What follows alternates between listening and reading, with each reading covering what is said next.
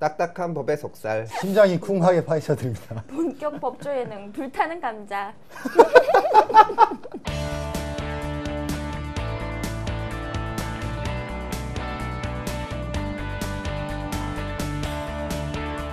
이 불타는 감자가 이제 자리를 잡아가는 것 같아요. 아, 그래요? 오늘 제가 서초동에서 점심에 혼자 밥을 먹는데 네. 아주 묘령의 법조칩 여기자가 와서 밥값을 내주더라고요. 우리 프로그램이 잘 돼서 그런 거겠죠? 프로를 보고 그렇지 않을까 싶어요. 정유경 기자는 어떻게 한 주 잘 보내셨습니까? 네, 저도 잘 보냈습니다. 전 드디어 남편에게 이 영상을 보여줬는데요. 남편이 목소리를 좀 크게 하라고. 크게. 크게 하라고. 저도 그런 지적을 많이 받아가지고 오늘부터는 조금 하이톤으로 진행을 해볼까. 쏙쏙 들어오게. 쏙쏙 들어오게. 이번 주는 포스코에 대한 전방위적인 수사에 대해서 얘기를 좀 나눠보도록 하겠습니다.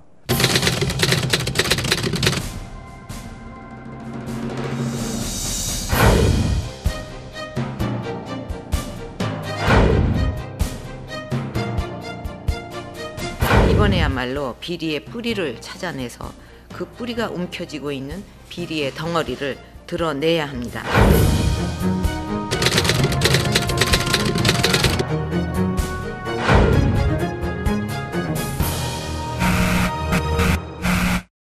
혐의는 크게 한 3가지 정도로 나오는 것 같아요. 그때는 포스코 건설의 그 해외 비자금 부분하고, 그다음에 포스코 건설은 아니지만 포스코 또 다른 계열사의 그 역외 탈세 의혹, 그게 국세청에 의해서 고발된 사건이 하나 있었고요. 그 전 회장 시절에 여러 회사들을 인수합병했는데 그 과정에서 좀 부정이 있었던 거 아니냐, 막 크게 이 3가지 정도를 주요한 의혹으로 언론에서 보고 있는 것 같습니다. 네, 그 정도면 이제 전방위적으로 통째로 턴다고 할 수 있죠. 그렇죠. 예. 예.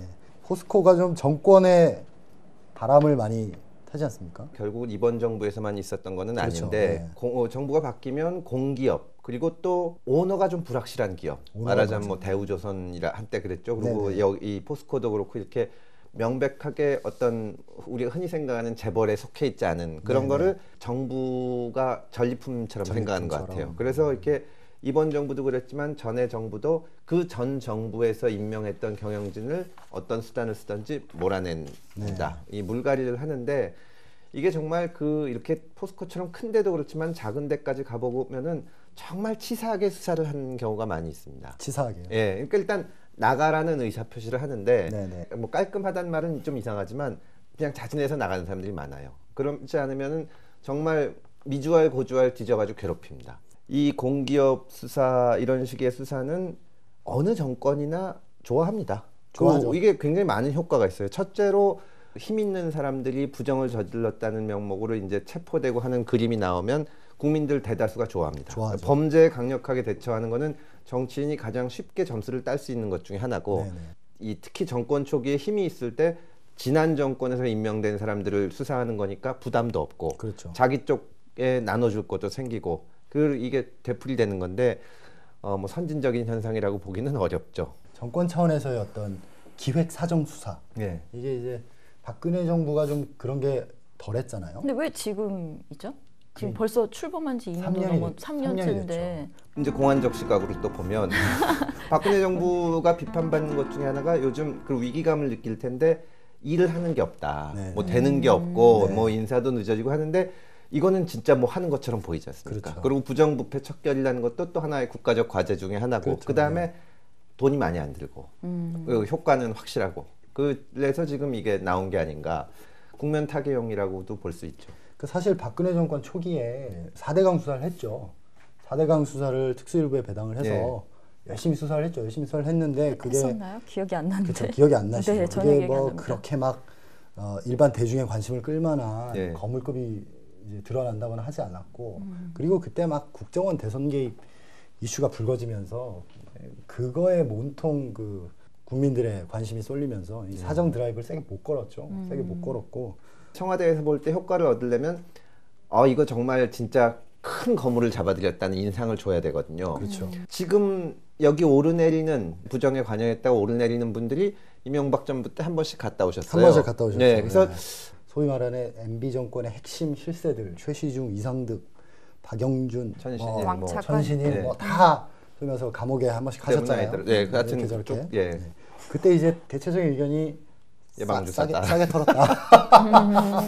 어차피 털릴 거 한번 털고 갔다. 나쁘게 이거군요. 한 일보다는 좀 적게 싼 값에 갔다 오신 거 아니냐. 한번 갔다 온 사람 또 건드리는 거는 폼이 안 나니까. 폼이 안 나죠. 예. 과연 이 수사의 끝은 어딜까? 그렇죠. 특수부에 있다 보면 그렇게 해서는 사실 안 되지만 이렇게 본능적으로 스토리 라인을 그리게 됩니다. 네네. 목표를 딱 정하는 거거든요. 네네네. 참 약간 궁금해져요. 포스코 때문에 처벌받았던 건 아니잖아요. 예. 그렇죠. 예, 근데 사실 또 보내도 될 것 같은데 너무 잔인한 말일 수도 있지만 법적으로도 엄밀하게 얘기하면 예를 들어서 그 도둑질 한 번 하면 뭐 1년 징역을 산다고 했을 때 2번 했다고 꼭 2년 살리는 건 아니거든요. 그렇죠. 그러니까 어느 정도는 죄값을 치른 셈이고 그리고 이제 국민들 입장에서는 감옥까지 갔다 올 정도로 힘이 없는 사람이다. 그러면 이 수사는 가뜩이나 이제 전 정권에서 벌어진 거니까 살아있는 권력이 아니라 죽은 권력을 치는 거다라는 시각이 있을 수 있는데 그러니까 그래서 지금 이걸 어떻게 할까 하는 게 좀 흥미있는 관전 포인트가 있어요.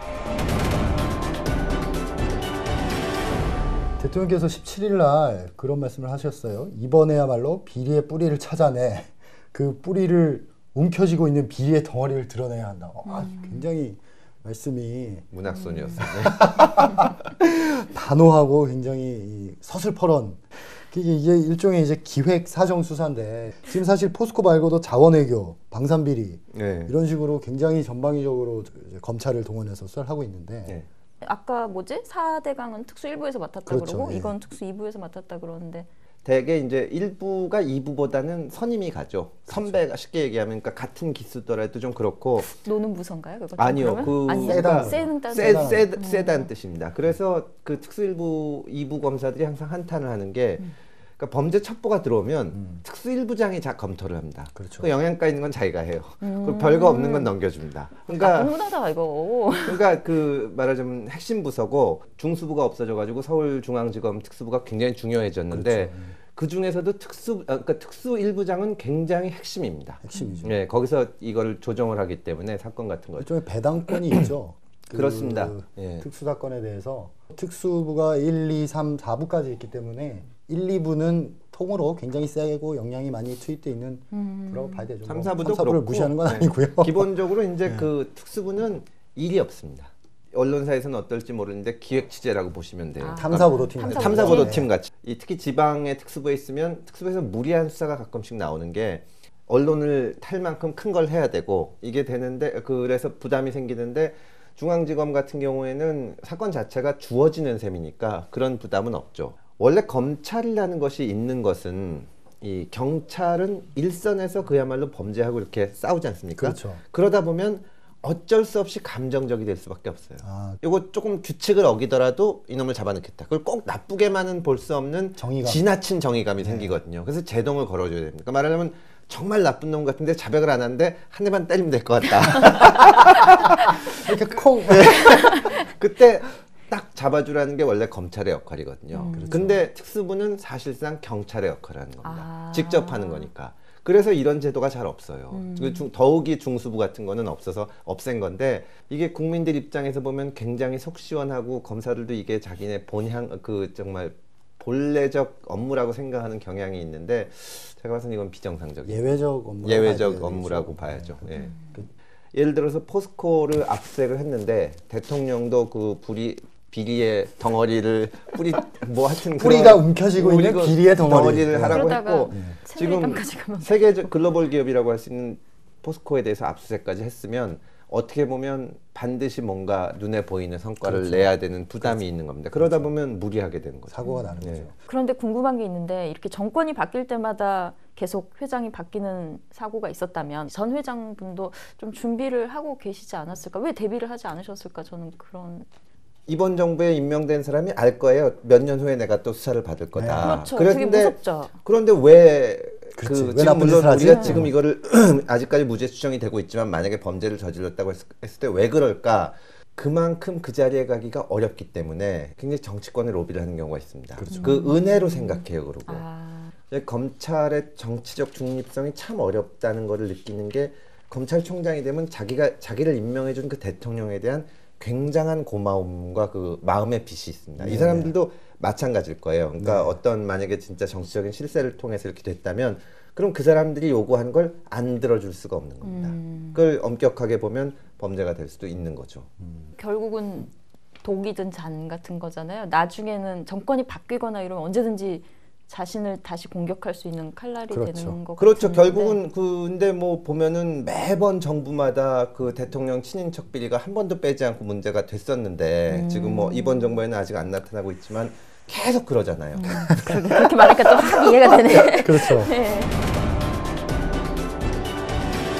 보통 특수수사를 하면 네. 이렇게 공개적인 압수수색을 나가면서 이 수사가 이제 오픈이 되는 거거든요. 아, 저걸 하고 있구나는 걸 네. 알게 되는 거죠. 그럼 입장을 바꿔 수사팀이라면 최대한 그런 공개 수사로 전환하기 전에 많이 수사를 해서 그렇죠. 다 해놓고 싶죠. 준비해놓고. 그렇죠. 다 준비를 해서 그때 딱 공개 수사를 하고 싶잖아요. 그렇죠. 그죠? 근데 이제 비공개로 할 수 있는 수사는 또 한계가 있고, 한계가 있죠. 네. 그러니까 이런 식의 수사를 하기 위해서는 어느 정도까지 수사팀에서 결론에 접근을 해서 그림을 좀 그려놓고. 그래도 이 정도 할 때는 상당한 정도 혐의가 있기 전에는 그렇죠. 예, 왜냐하면 일단 언론에 크게 나니까 그렇죠. 본인들도 굉장히 스트레스를 받습니다. 예. 기자들 발제하는 거라고 생각하시면 똑같죠. 돼요. 예. 이게 발제를 해서 위에서 다 아는데 서본이 없네요. 뭐 이럴 수 없잖아요. 막상 최종 확인해봤는데 기사가 안 되는 것 같아요. 이러면 넌 가라, 넌 이래 뭐 이렇게 되는 근데 거죠. 그러면 정보가 새 나갈 수밖에 없잖아요. 여기도 그렇죠. 압수수색 들어올 거라는 생각을 하고 준비를 했을 텐데. 근데 또 이렇게 대규모적으로 어떤 게 벌어지는 거는 없애기가 어려워요. 그렇죠. 한 번에 흔적이 남습니다. 보통 이렇게 공개적으로 압수수색을 하고 나면 그 절차가 이제 압수물을 쫙 가지고 와서 네. 압수물을 분석하면서 자기들이 이때까지 은밀하게 알아봤던 것들이 정말로 사실인지 같은 것들을 좀 더 확인하고 네. 본격적으로 사람을 부르기 시작하죠. 그렇죠. 혐의가 있는 사람들을 불러서 조서를 받고 네. 그다음에 이제 소위 말하는 신병 처리 절차에 들어가겠죠. 구속영장을 청구하고 구속영장이 발부되면 이제 구속된 상태로 더 사람이 구속받은 상태에서 조사를 받으면 더 흔들리지 않을까요? 그럴 것 같아요. 그죠? 당연하죠. 네. 네. 예전에 그 중수부가 있을 때 네. 중수부가 워낙 큰 수사를 많이 했잖아요. 네. 방에 불을 켜놓고 밤에 이제 계속 일을 하면 기자들이 본단 말입니다. 그렇죠. 보고 네. 저 사무실 뭐 중수 이과장 방인데 왜 평일 밤 12시까지 불 켜져 있지? 수상하네요. 수사하네. 중요한 거 하고 있구나. 이러기 때문에 지금은 이제 중수부가 없어졌지만 그 방에 가면 이렇게 버튼을 딱 누르면 철제로 된 창문이 블라인드가 쫙 올라온 게 있어요. 중수부에 그거 있습니다. 그거 네, 치면은 그거 아주 폼나요. 빛 한 톨 안 새어나가요. 네. 그거를 그때 만들었어요. 네, 그걸 딱 올려놓고 그 전부터 있었는데. 그런가요? 네, 그러니까 네. 이게 대검의 중수부 있던 시절에 그 조사실이 옛날에 대통령들도 조사받은 그 특조실이 있는데 조사실들에 전부 그게 있습니다. 요새는 그 유리문으로 바뀌었는데 옛날에는 제가 검사 시절에 처음 중수부에 갔을 때도 제가 검사인데도 이렇게 위압되더라고요. 철문이 딱 있고. 네. 근데 나중에 이제 거기서 조사를 할 때는 사람 그냥 심심하니까 이거 한번 해봐요. 쫙 내. 그 얼죠. 그 수사할 사람 불러놓고 딱 버튼 누르면 되게 무섭겠다. 저도 한번 무섭죠. 모 과장방에 놀러 갔다 보여줄까? 누르는데 치치치치 올라가는데 진짜 무서운데? 이러면 빛 한 톨 안 튀어나가. 그러니까 이게 갑자기 이게 뭐 어두컴컴해지진 않지만 딱 막히는 느낌이지. 폐쇄감이 확 들죠. 저기 시계도 없지. 이러니까 시계가 없어요? 시계 없죠. 시간감을 동 합신센터 예. 거기 시계와 달력이 없대요. 시간 감각을 없애기. 아니, 일부러 안단 거는 아니고 뭐 시계를 차고 있을 수는 있으니까요. 예. 차는 건 괜찮아요? 그럼요. 그 뭐 흉기가 아닌 다음에 근데 차고 있어도 되면 왜 걸어놓질 않죠? 하여튼 그 여러 가지 심리적인 압박을 줍니다. 백화점 시계 뭔가 비슷한가? 그러니까 보통 시간대는 검사실도 이 헷갈리고. 앞에 놓는 의자 좀 불편하게 만들어 불편하게. 놓고 앞 짧게 해서 앞으로 자꾸 흘러내리게. 안 가야겠다 그런 데는. 가지 마세요. 좋은 변호사 사시면 옛날에는 우리나라에서 압수수색할 때 적법하게 하느냐 불법하게 하느냐가 별 의미가 없었어요. 네. 예를 들어서 이게 마약이라고 쳤을 때 영장도 없이 우리 집에 와가지고 쓱 경찰이 막 뒤지다가 이걸 찾아냈다. 그러면 대법원에서 뭐라 그러냐면 이 압수수색 절차 자체는 위법이지만 이 마약은 마약 아니냐. 네. 그게 증명해주고 있으니까 유죄의 증거로 문제가 없다 그랬거든요. 근데 미국의 형사 절차를 보면 우리 집에서 마약이 나왔어도 이게 압수 절차가 위법하면 증거를 못 쓰는 겁니다. 네. 그러니까 무죄를 받아요. 네. 그러니까 모든 사람이 알죠. 우리 집에 이 마약이 나왔다는 걸. 하지만 무죄를 하고 그러다 보니 이제 수사기관들이 압수수색을 적법하게 하려고 노력하는 겁니다. 근데 우리나라에서 뭐 그렇게 안 따지니까 별로 적법하게 할 필요가 없는 거예요. 근데 몇 년 전에 판결이 바뀌어서 우리도 이제 압수수색 절차가 위법하면 이거를 못 씁니다. 네. 명백한 증거를 해서 무죄를 선고한 게 있거든요. 그래서 지금 이제 압수수색을 당하거나 뭐 수사를 받을 때는 그 절차를 굉장히 좀 따지고 이렇게 뭘 가져간지 보고 또 필요하면은 권리 주장도 하고 이럴 필요가 있죠. 그러니까 그런 절차를 굉장히 발전시킨 게 그 공안 사건들에서 사건들에서 예. 주로 이제 변호사들께서 그런 부분을 많이 다퉈서 많은 판례를 만드셨죠. 그렇죠. 공안 사범이라고 해서 좀 죄송한데 어쨌든 그 국가보안법 사건 국가보안법 이런 분들이 형사소송법에 있는 권리를 끝까지 행사합니다. 네, 끝까지. 말을 안 해요. 네. 이제 제가 그 딱 6개월간 공안부에 있어봤는데 네. 어느 대학생이 미군 기지에 들어가가지고 점거를 했다가 잡혀온 거예요. 네. 그러니까 참 온갖 생각이 다 들잖아요. 예, 학교 때 생각도 나고. 네. 그러니까 이거 뭐 그 앞에 앉혀놓고 얘기 좀 해보자. 그럼 한마디도 안 해요. 자기는 뭐 그러니까 말하자면 저를 대화 상대로 인정을 안 하는 거죠. 아예 이런 정권의 구축은 그게 이제 법적으로는 사실 굉장히 현명한 태도입니다. 그렇죠. 예. 안철수 의원 얘기를 잠깐 해볼까요? 그러니까 이게 지난 대선 때도 잠깐 얘기가 나왔었고, 네, 나왔었죠. 뭐 당시에 뭐 관여하고 계셨으니까 더 잘 아시겠지만 안철수 의원께서 포스코의 사회이사를 지내셨어요. 예. 사회이사를 지내셨고 심지어 이사회 의장까지 맡으셨고 예. 검찰 수사선상에 오른 것으로 보이는 부실한 그 인수합병 케이스들이 꽤 포함되어 있습니다. 있죠. 예. 그래서 과연 이사로서 제대로 된 역할을 했느냐. 그러니까 일반적으로 사회이사를 생각해 볼 때 형사 책임이라는 건 범죄를 저질렀다는 건데 네. 기본적으로 범죄는 고의가 있어야 됩니다. 고의. 과실로 횡령하는 건 처벌. 과실은 특별한 규정이 있을 때 예를 들어서 교통사고 같은 것만 처벌받는 건데 물론 사회이사가 게으르게 하다가 주요한 그러니까 회사에 손해를 끼치는 결정을 잘 모르고 그냥 도장 찍어줄 수도 있지만 그게 범죄까지 이르려면 사실상 공모했다는 것이 입증되지 않으면 어렵습니다. 그래서 범죄에 공모하지 않고 했을 경우에는 형사 책임은 어렵고 이제 민사적으로는 그 이사의 책임을 있죠. 경영진이 하는 것을 보면서 주의 의무를 다 해야 되는데 현실적으로 보면 그 방대한 경영에 관한 자료를 사회이사가 전부 본다는 것은 불가능합니다. 말하자면 회사에서 마련해 준 자료를 보는 거거든요. 그래서 한계가 있기 때문에 그리고 이제 뭐 이 사회이사라는 거는 상근하는 게 아니니까 그 일반 이사보다는 과실 인정하기가 어렵죠. 네, 저희가 두 번째로 대화를 나눠볼 주제는 조현아 부사장에게 마카다미아 서비스를 했던 여승무원 한 분이 미국에 소송을 내셨어요.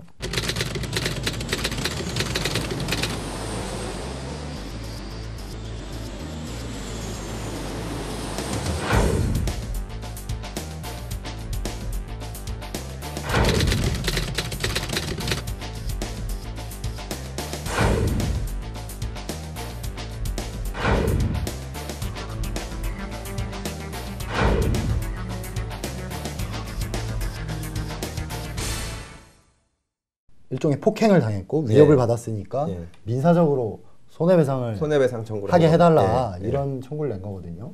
굉장히 생소한 그런 일인데 미국에 소송을 낼 수 있나요? 일단 기본적으로는 있죠. 법률적으로는 사실 굉장히 흥미있는 사건인데 첫째로 문제가 되는 게 미국 법원에 재판권이 있느냐 하는 관할권이 겁니다. 있느냐. 관할권이 있느냐. 어느 나라나 그 규정을 두고 있는데 자기네 나라 땅에서 일어나는 사건은 관할권이 있습니다. 기국주의라는 게 있어요. 깃발을 꽂은 거는 그 깃발 꽂은 데 영토라는 겁니다. 말하자면 옛날에 배로 여행을 많이 할 때 그 배 위에 또 항공기 이런 거는 우리나라 영토로 취급해야 된다는 거죠. 그래서 과연 미국에 이것이 있느냐. 찾아보니까 그 협약 같은 게 있더라고요. 항공기 내에서 발생한 범죄를 어떻게 다룰 것이냐. 그렇죠. 이런 거 관련돼서 국제 협약이 있는데 뭐 미국도 가입했고 우리나라도 가입했는데 기본적으로는 말씀하신 대로 항공기 등록국 그러니까 우리나라겠죠.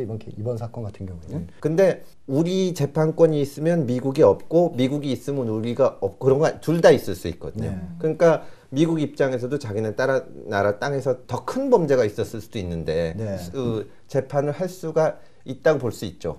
요즘 뭐 비행기 테러 이런 것들이 굉장히 문제가 심각한데 우리나라 혹은 뭐 저희 아랍권 국가의 국적기 안에서 테러와 관련된 일이 일어났지만 미국 공항 안에서 일어났다. 그럼 미국이 손을 못 쓰냐? 이렇게 생각하면 또 미국 입장에서는 당연히 그럴 땐 손을 쓴다. 이렇게 해석할 여지가 있는 것 같고. 그렇죠. 어떻게 보면은 주권하고도 관계되는 그렇죠. 거니까. 예. 제가 예전에 검찰에 있을 때 어떤 사람이 미국 여권을 위조해가지고 구속돼서 왔어요. 인천공항으로 입국하다가 잡힌 겁니다. 아, 예. 근데 미국인이라고 미국 여권을 냈는데 위조한 거예요. 네. 그러니까 이 사람은 이름이 원래는 A인데 네. B라는 사람 여권을 갖고 온 거죠. 네, 네. 근데 B라는 사람이 거기서 상당한 마피아 거물이라는 거예요.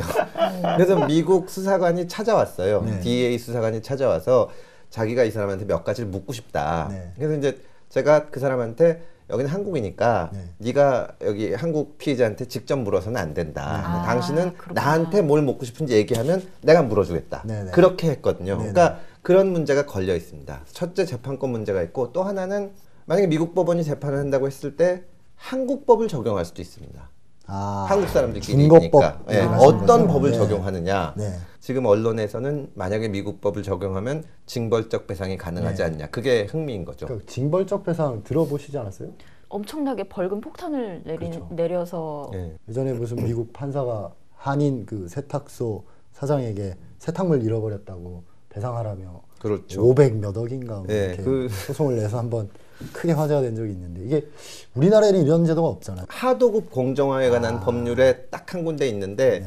우리나라 민사소송 손해배상 제도의 그 이제 목적은 손해를 공평하게 분배하는 겁니다. 네. 그러니까 자기가 난 손해 이상으로 이득을 얻으면 안 돼요. 그러니까 이제 그 하도급 경우만 3배까지 할 수 있게 돼 있습니다. 3배 정도 예. 하는 거. 근데 이제 이게 징벌적 배상이 왜 생기는 거냐 하면 예를 들어서 자동차 회사에서 좋은 차를 만들어서 이게 정말 잘 팔리는데 회사 내부에서 이렇게 검토해 보니까 10,000대 중에 한 대는 폭발 사고가 일어나는 겁니다. 네네. 사람 죽게 돼 있어요. 네. 근데 회사 입장에서 경제적으로만 따지면 그냥 이 차를 계속 팔게 두고 10,000대에 한 번씩 폭발 사고 나는 거 손해배상을 해주는 게 더 싸게 먹힐 수도 있습니다. 그렇죠. 예. 그러니까 근데 그런 경제적인 논리로 말하자면 그런 불법 행위를 저지르면 안 되잖아요. 네. 그러니까 그럴 때 이게 그냥 보통에 있는 과실이나 고의를 넘어서 악의적인 잘못.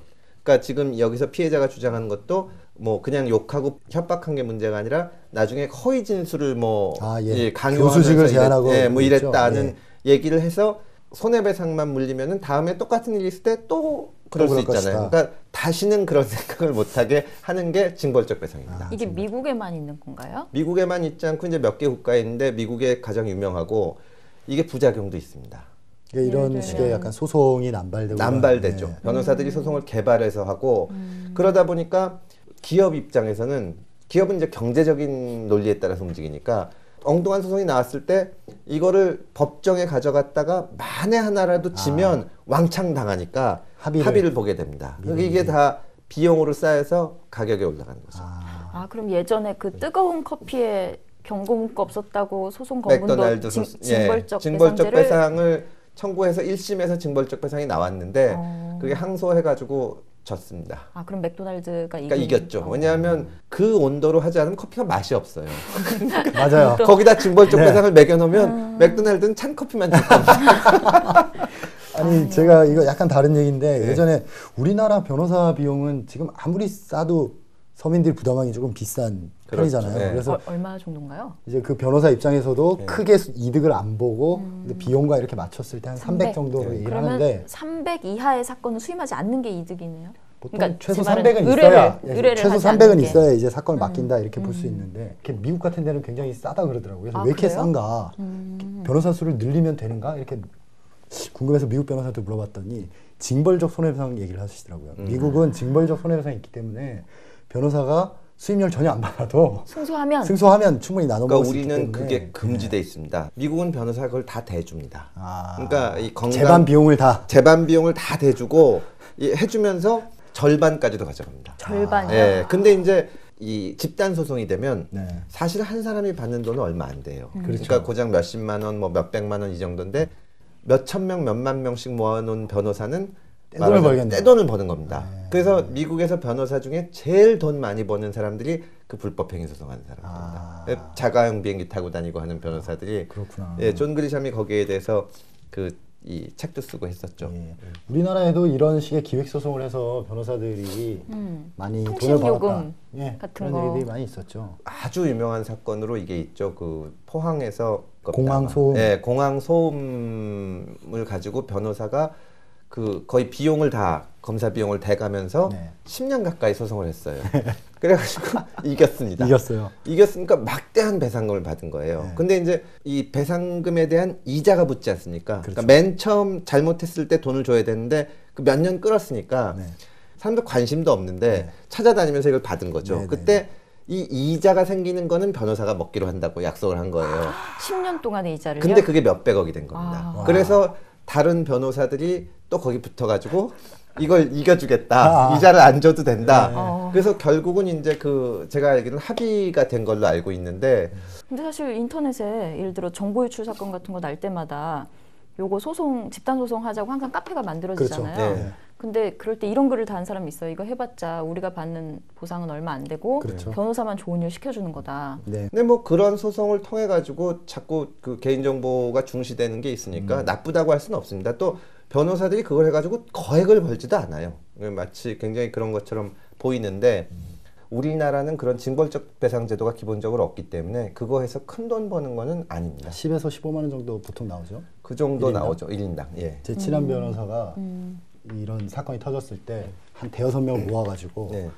이름만 빌려주면 본인이 해서 돈을 받아서 소고기 먹으러 가자고. 소고기 값밖에 안 소고기 값 나온다는 얘기예요. 나온다고. 한 10만 원, 1인당 10만 원씩 나오니까 맛있는 거 먹으러 갈 테니 이름을 빌려달라. 이렇게 해서 그냥 저는 안 먹겠습니다 하고 빠졌던. 그런 식으로 집단 소송할 때는 보통 변호사한테 한 1, 2만 원 정도 내는 것 같더라고요. 비용으로. 그 정도 내죠. 예. 그러니까 뭐. 근데 어쨌든 이분 김모 씨, 예, 이분이 그 소송을 내셨는데 뭐 징벌적 손해배상 얘기를 저희가 너무 많이 해서 마치 그거를 꼭 목표로 하셔서 낸 것처럼 받아들이실 수도 있는데 속마음 저희가 알 수 없는 거니까. 근데 저는 개인적으로 이분이 좀 안타깝게 느껴지는 네. 게 있는데요. 여기 이 사건에 그 연루된 여승무원이 두 분 계시잖아요. 네네. 근데 그 여승무원들이 조사받고 나오는 장면을 방송 화면에 내보냈었잖아요. 악마의 미소라고. 네, 하죠. 그러면서 한 분이 기자들이 막 몰려들어서 플래시 터트리니까 웃었잖아요. 네네. 그 장면을 내보내고 교수직을 제의받았다는 식으로 써서 네. 그 여승무원들이 굉장히 비난에 마녀사냥을 휩싸였는데 그렇죠. 하셨죠. 예. 네. 이 소송 낸 사람은 거기서 웃었던 그분이 또 아니라면서요. 그분이 아니죠. 개인으로서는 굉장히 또 굉장히 억울하게 그렇죠. 될 수도 있거든요. 예. 사실 그 악마의 미소라고 편집한 것도 그 그쵸. 실망스러웠습니다. 악의적이죠. 예, 왜냐하면 사람이 가다가 웃을 수도 있는 건데 그렇죠. 예, 그거를 그 영화 나를 찾아줘를 혹시 보셨나요? 봤습니다. 거기 책도 보면은 봤죠. 그 예. 남자분께서 예. 그 아내가 실종됐는데 기자들이 앞에서 아내 찾아달라고 기자들이 네. 막 했는데 기자들이 좀 웃으세요. 그러니까 그 남자가 아무 생각 없이 씩 웃는 그 장면이 이제 딱 캡처가 돼서 엄청 이제 사람들로부터 비난의 화살을 받는 그런 그러니까 그런 것들이 힘든 점이 다 있으셨기 때문에 국내 법원에 또 소송을 냈을 때는 또 국내 언론에 너무 관심에 노출되고 이런 부분을 걱정해서 미국에 내신 부분도 있겠죠. 그렇겠죠. 예, 네. 그런 게 분명히 있을 예, 겁니다. 일각에서는 징벌적 손해배상을 받아내서 많은 돈을 노리고 뭐 이런 거 아니 이런 식으로 보신 분들도 있는데 꼭 그런 것만은 아닌 것 같고요. 예, 그러면 재판을 받겠다는 거니까요. 그렇죠. 뭘, 예. 예, 여러 가지 의도가 있습니다. 프로그램이나 법과 관련해서 궁금하신 사항이 있거나 제보하실 게 있으면 저희 프로그램으로 연락을 주십시오. 아래 연락처가 나갈 거예요. 이렇게 말하니까 법률 상담소가 된 거예요. 가식적이야?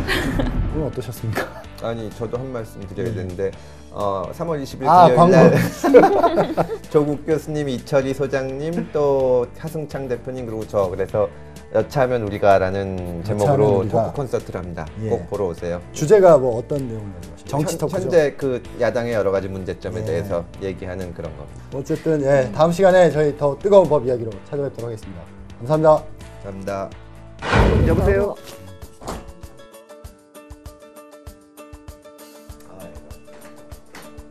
들어갔는데 아버지 연락처에다가 연락처 쓴데 금태섭하고 전화번호 써놓고 특기사항란에 그 사람입니다라고.